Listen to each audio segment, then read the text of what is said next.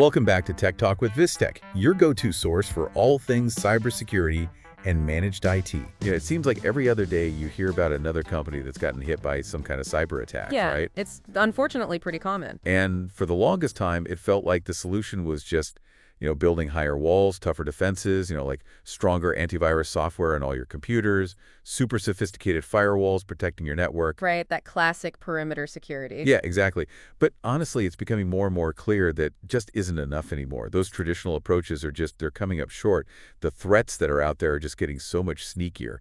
And they're starting to target the devices that we use every single day. The endpoints. Yeah, the endpoints, exactly. So that's why today we're going to do a deep dive into something that's absolutely critical in modern cybersecurity, and that is Endpoint Detection and Response, EDR. EDR. It's a mouthful, but it's essential these days. It is. It's a big one. So think about it this way. If that old school security was like building higher walls around a city, EDR is like having a whole network of intelligence agents operating inside every single building, monitoring everything that's going on. I like that analogy, yeah. And it's so important now because so much of our work, our data, it lives on these individual devices, our laptop, our phones, even our tablets. Right. And so understanding EDR, it's not just for, the IT folks anymore. It's really for everybody. It's a fundamental part of staying safe online. Yeah, it's becoming a basic necessity. So in this deep dive, we're going to really unpack EDR, what it actually is, how it works behind the scenes on your devices, what to really look for if you're evaluating EDR solutions, and we'll dig into the differences between managing it yourself or having a specialized provider sort of handle it for you. Managed versus unmanaged EDR. Yeah, exactly. And our goal here is to really give you the need-to-know information without getting bogged down in the technical weeds. So cut through the jargon. Yeah, cut through the jargon. All right, so let's get started. Why has EDR become so essential? Like, what's changed that's made this a must-have? Well, you actually touched on it at the very beginning, right? It's the way we work has changed so dramatically. Right. We've got this huge rise in remote work, which is great for flexibility, but it means we have many more devices connecting to our networks. Laptops at home, tablets on the go, even personal phones accessing company resources. And all these devices, they add up to what we call an attack surface, all the possible points where an attacker could try to get in. And it's not just about protecting that central office network anymore. It's about securing every single one of those devices. So it's like instead of having to guard one main entrance, you suddenly have, dozens, maybe hundreds of individual doors to worry about. Exactly, and that's where EDR really comes into play. It's designed to detect those subtle, often very persistent threats that can easily slip past those traditional perimeter defenses. Right. It gives you a level of visibility and detection right there on the endpoint, on the laptop, or workstation itself that, frankly, the older security tools just can't match. It's like having a dedicated security guard watching over each of your devices. That's a really good way to put it. So let's talk about those advantages. Having that close-up view of everything happening on each device, what does that actually give you? Well, there are a bunch of key benefits. First, like you said, it's that granular visibility, right? It makes it so much harder for attackers to hide their activity. They might get onto a device, but EDR is constantly monitoring things like what processes are running, what network connections are being made, what files are being accessed or changed, all those subtle clues that could point to something malicious going on. Like a digital detective constantly gathering evidence. Exactly. And another thing, EDR isn't just looking for those known threats, like traditional antivirus that scans for specific malware signatures. EDR is smarter than that. It actually learns what normal behavior looks like for each individual endpoint. Okay. So it establishes a baseline, and then it can spot any deviations from that baseline, any activity that just seems out of the ordinary. This is absolutely critical for catching those new unknown threats, including the zero-day vulnerabilities that haven't even been publicly disclosed yet. That's huge because it's not just recognizing a known bad guy. It's about recognizing suspicious behavior, even if you haven't seen that particular bad guy before. Exactly. It's like, seeing someone looking around your house that you don't recognize. You don't need to know their name to know they might be up to no good. Right, right. And EDR takes it even a step further. It doesn't just detect, it gives you context. All the data EDR collects is analyzed to provide rich threat intelligence. So you get the full story of an attack. Who was involved? What did they do? Where did it originate? When did it happen? And how did the attack progress step by step? Wow. So you can piece together that entire attack chain, see a timeline of events, and that's incredibly valuable for really understanding what happened and responding effectively. And speaking of response, EDR systems keep a historical record of those detections, right? So when something suspicious pops up, it can quickly alert your security team and often provide specific guidance on how to contain the threat.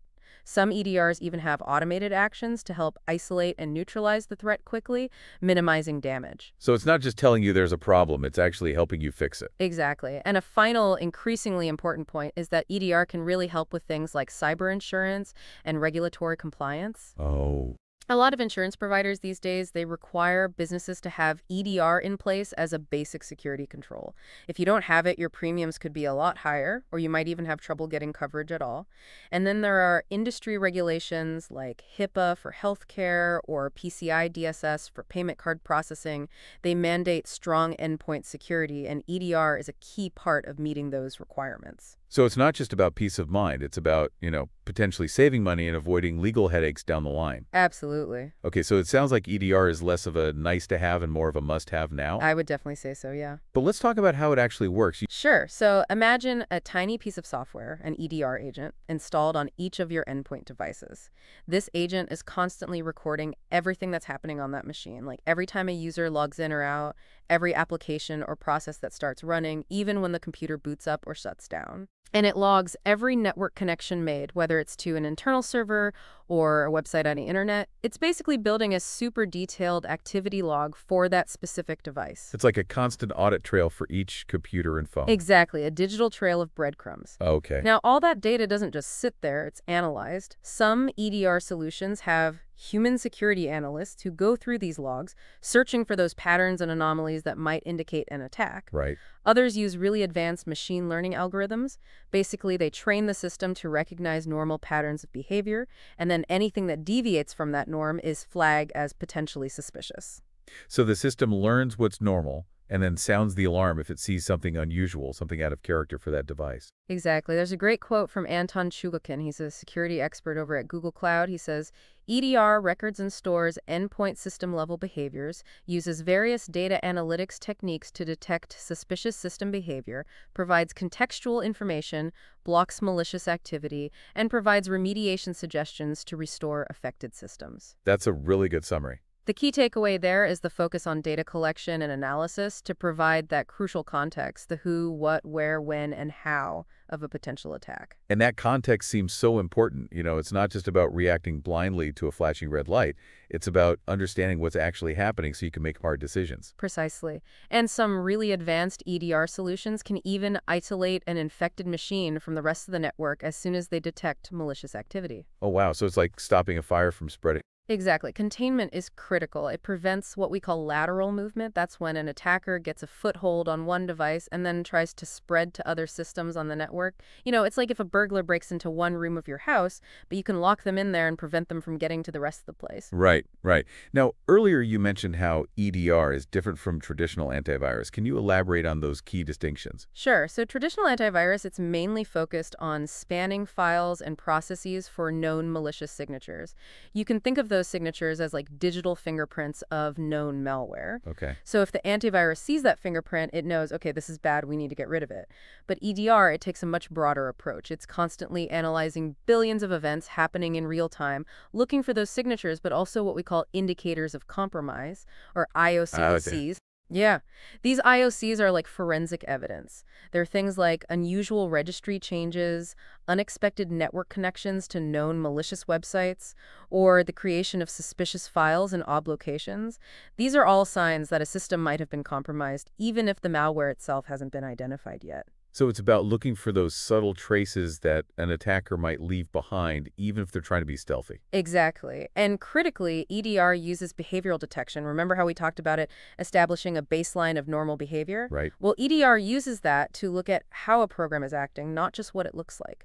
This helps catch those brand new, unknown threats that haven't been seen before and don't have a signature yet. So antivirus is more like recognizing a criminal from a mugshot, and EDR is like recognizing suspicious behavior even if you don't have a picture of the suspect. Perfect analogy. And probably the biggest difference is that EDR actually helps you respond to threats. Antivirus might find and delete a known piece of malware, but EDR gives you the visibility, the context, and the tools to investigate and actually deal with complex, targeted attacks. So antivirus is more about prevention, and EDR is more about detection and response. Exactly. It's like antivirus is your first line of defense and EDR is your rapid response team. Exactly. Let me give you an example. Let's say an employee clicks a bad link in a phishing email.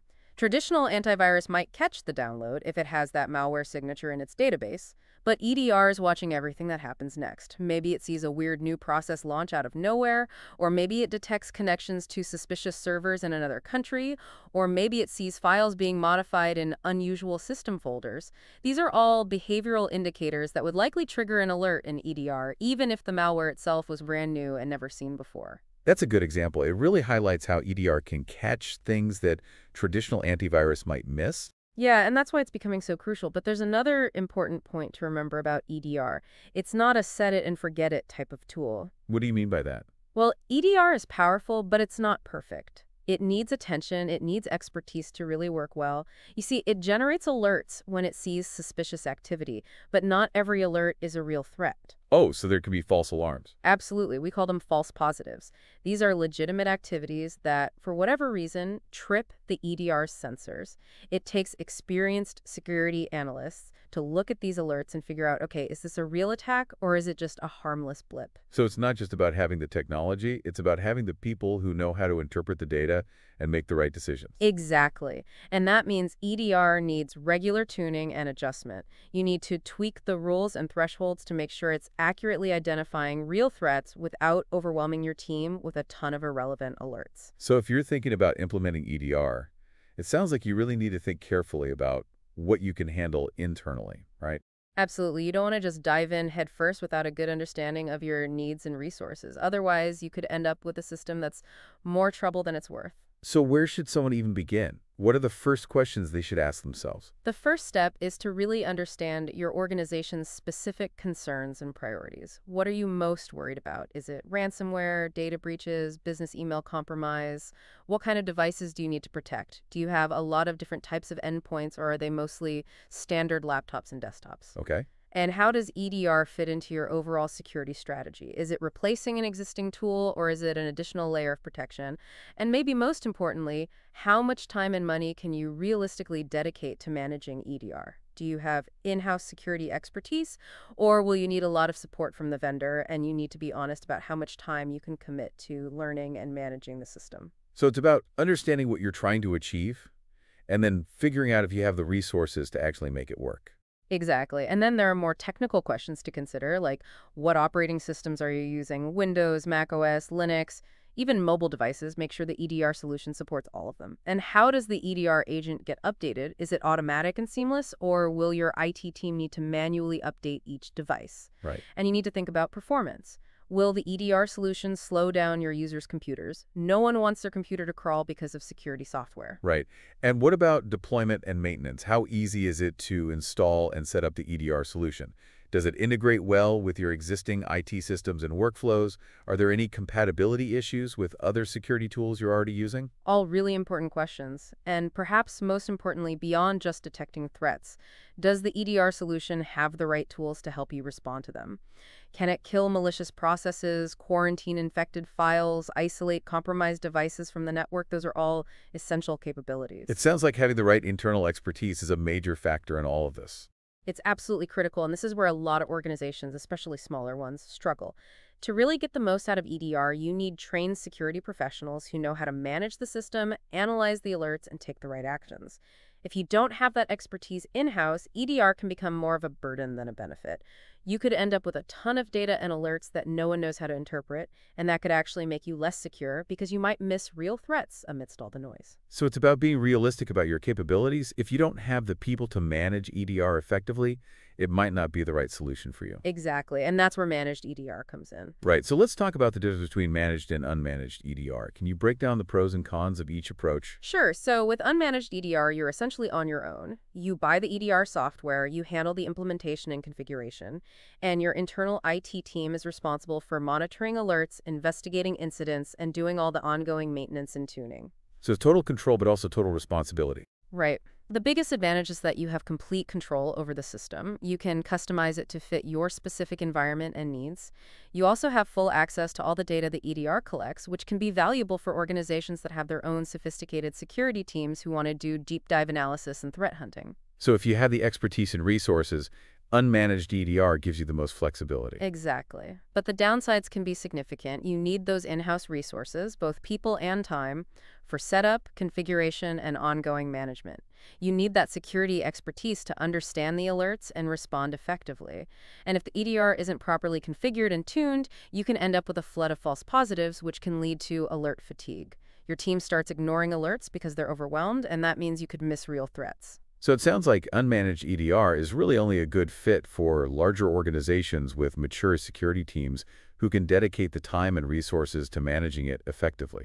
That's generally true, yeah. Most smaller businesses just don't have the in-house expertise or bandwidth to handle it well. Okay.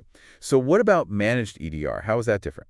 Managed EDR is more like a partnership. Instead of doing everything yourself, you work with a third-party vendor. They provide the EDR technology, but they also manage it for you. They handle the setup, the configuration, the monitoring, the alert analysis, the whole 9 yards. So it's like outsourcing your EDR management to the experts. Exactly. The biggest advantage is that you get access to a team of security professionals without having to hire and train them yourself. Right. You're basically getting instant expertise. Exactly. And these experts, they know the EDR system inside and out. They can configure it properly, monitor it 24/7, and accurately analyze the alerts. They can also help reduce those false positives so your internal team isn't bombarded with irrelevant alerts. So you get the benefits of EDR without having to become an EDR expert yourself. Exactly. And you don't have to dedicate your own IT resources to managing the system. You can focus on your core business and let the experts handle the security. So managed EDR sounds like a good option for organizations that don't have the internal expertise or resources to handle unmanaged EDR. It's a really good option for a lot of companies, especially smaller ones, but there are some trade-offs. You typically have less direct control over the system, and you might not have the same level of customization as with unmanaged EDR. And if you're an organization that really wants to do your own deep dive threat hunting, managed EDR might not give you the same level of flexibility. So it's a trade-off between control and convenience. Right. If you have the expertise and the resources to manage EDR yourself, and you want that level of control, then unmanaged might be a good fit. But if you're lacking in those areas, or if you're worried about being overwhelmed, managed EDR is often a much better choice. So it really depends on your specific needs and circumstances. Absolutely. Okay, so we've talked a lot about what we'll look for in an EDR solution. But what are some common mistakes that people make when choosing EDR? What are some red flags they should watch out for? Yeah, there are definitely some traps to avoid. One big one is complexity. EDR solutions can be pretty complicated, and they require a lot of ongoing maintenance and expertise to manage effectively. If you're a smaller company without a dedicated security team, you could easily get overwhelmed by all the configuration options, the management tasks, and the sheer volume of data the system can generate. So don't bite off more than you can chew. Exactly. Another common pitfall is what we call alert fatigue. If the EDR system is poorly configured or if it's just too sensitive, it can generate a ton of alerts, many of which will be false alarms. Right. And this can lead to a situation where your IT team starts ignoring alerts because they're so overwhelmed. And that defeats the whole purpose of having EDR in the first place. It's like having a smoke detector that goes off every time you make toast. You're going to start ignoring it, even if there's a real fire. That's a really good analogy. And another thing to watch out for is what we call death by bundles. Some vendors will try lure you in with a low initial price, but then they'll charge you extra for essential features like managed response, 20/47 monitoring, and remediation tools. So you end up paying way more than you expected just to get the basic functionality you need. Make sure you understand the total cost of ownership before you commit to anything. So it's like those hidden fees that airlines and hotels are always trying to sneak in. Exactly. And finally, don't get distracted by shiny objects. Some vendors will try to wow you with a bunch of flashy features that sound impressive but don't actually provide any real security value. Focus on the features that you actually need to address your specific security concerns. Don't fall for marketing hype. So it's about being practical and focused, not getting caught up in all the bells and whistles. Right. Make sure the EDR solution you choose actually solves the problems you're facing. Okay, so now let's talk about the good stuff. What are some of the features and capabilities that people consistently say are most important in an EDR solution? Well, one thing that always comes up is top-notch malware prevention technology. You want an EDR solution that's using the latest and greatest techniques to block malware from getting onto your systems in the first place. Right. And you want a vendor that's constantly updating their software to stay ahead of the latest threats. The threat landscape is always evolving, so your EDR solution needs to evolve with it. So you're not just protected against yesterday's threats. Exactly. Another important thing is ease of use. The EDR solution should be relatively easy to configure and manage. You don't want to spend hours and hours trying to figure out how to make the thing work. And you want a vendor that provides good documentation and knowledgeable support staff who can help you if you run into any problems. Those all sound like pretty basic requirements, really. They are, but you'd be surprised how many vendors fall short in those areas. It's really important to do your due diligence and make sure the vendor you choose has a good reputation for customer service and technical support. Good advice. Now, are there any must-have criteria that really stand out as absolutely essential for an effective EDR solution? Absolutely. When you're evaluating EDR solutions, there are a few non-negotiables. First is visibility. The solution needs to be able to see everything that's happening on your endpoints, and it needs to present that information in a clear, understandable, and actionable way. It's also important to have the ability to go back in time and reconstruct the entire chain of events leading up to an attack. This helps you understand how the attack happened, where it came from, and what systems were affected. So it's like having a security camera that can record everything and let you rewind and replay the footage if you need to. Exactly. Another essential capability is real-time detection and alerting. The EDR solution needs to be able to spot suspicious activity as it happens, not hours or days later. And it needs to be able to distinguish between real threats and harmless anomalies. Nobody wants to be bombarded with false alarms.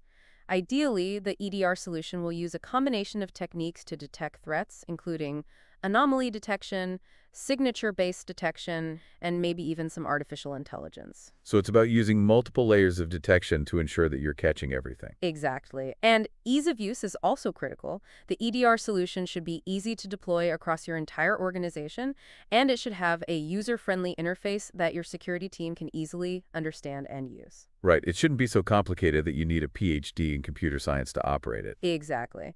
And then there's response and remediation. Detecting threats is only half the battle.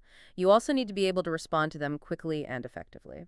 A good EDR solution will give you the tools to do things like kill malicious processes, quarantine infected files, and isolate compromised machines from the network. So it's not just about sounding the alarm, it's about giving you the tools to fight back. Right, and it's important to think about compatibility and integration. The EDR solution needs to work seamlessly with your existing security infrastructure. You don't want to have to rip and replace all your existing security tools just to implement EDR. Right. It should integrate smoothly and not cause any performance problems on your endpoints. And you mentioned automation and analytics earlier. Can you talk a little bit more about that? Sure, automation and analytics are essential for making EDR more efficient and effective. You want a solution that allows your security team to create custom rules and workflows to automate tasks and streamline processes. Okay. This can help reduce the workload on your team and ensure that alerts are handled consistently. And analytics can help you identify patterns and trends in your security data, which can give you valuable insights into your overall security posture. So it's about using data to make smarter decisions about your security. Exactly. And ideally, you also want an EDR solution that offers some form of threat hunting capabilities. This could involve having pre-built queries and reports that help you identify potential threats that might have slipped past your defenses, or it could involve having access to a team of expert threat hunters who can proactively search for threats on your behalf. So it's about taking a proactive approach to security, not just reacting to threats after they've already happened. Exactly. And of course, price is always a consideration. You need to choose an EDR solution that fits within your budget, but remember that the cheapest option isn't always the best. Right. Sometimes you get what you pay for. And finally, think about the level of management and support you need. EDR solutions require ongoing attention, so make sure the vendor you choose offers the right level of support to meet your needs. This is one of the big reasons why managed EDR solutions are becoming so popular, especially for smaller companies that don't have their own dedicated security teams. That makes sense. So as we wrap up, I want to touch on VISTECH Managed IT Solutions, one of the sources we looked at for this deep dive. Can you tell us a bit more about them in the context of managed services and potentially managed EDR? Absolutely. VISTECH is what we call a managed service provider, or MSP. Okay. They specialize in taking care of a company's IT infrastructure for them, proactively managing everything to reduce costs, boost productivity, and minimize risks, including security risks. So they're like an outsourced IT department. That's a good way to put it. They offer a whole range of services like a 24/7 help desk for immediate support, continuous monitoring of your systems to catch problems before they become major headaches, and strategic IT consulting, including what they call virtual CTO services, to help you align your technology with your overall business goals. So they're not just fixing things when they break, they're helping you plan for the future. Exactly. They also have a range of cloud and hosting services to help businesses move away from expensive and complicated on-premise systems. And it's worth noting that VISTECH was recently recognized as one of the 10 most promising Microsoft Azure solutions providers for 2023. That really highlights their expertise in cloud computing, which is increasingly important for businesses of all sizes. So they're a one-stop shop for all your IT needs, including security. That's their goal, to be a trusted partner that you can rely on to keep your technology running smoothly and securely. Okay, so as we bring this deep dive to a close, what are the key takeaways you want our listeners to remember about endpoint detection and response? The main things to remember are that EDR is no longer a nice to have, it's a must have in today's threat landscape. Right. The bad guys are constantly coming up with new ways to attack us, and our endpoints, our laptops, phones, tablets are often the weakest link in our security chain. EDR helps strengthen that link, making it much harder for attackers to get in and do damage. EDR is really about protecting those individual devices, which have become so crucial to how we work and live. Exactly. And choosing the right EDR solution takes careful consideration.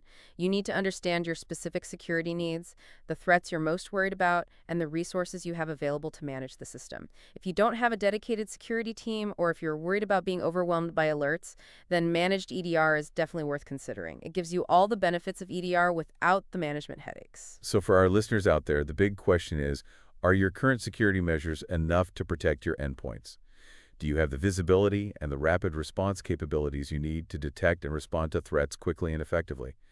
Could EDR, and maybe specifically managed EDR, be the missing piece in your security strategy? That's the question every organization needs to ask themselves. And with the threats constantly evolving, it's a question that needs to be revisited regularly. I would encourage everyone to do their research, talk to security experts, and seriously consider whether EDR is the right fit for their organization. Because in today's world, strong endpoint security is no longer optional. It's essential. Really good advice. Well, on that note, we'll wrap up this deep dive. Thanks for joining us and stay safe out there. Till next time, keep learning and keep your systems secure. Head over to vistech.com or give us a call at 860-251-8003.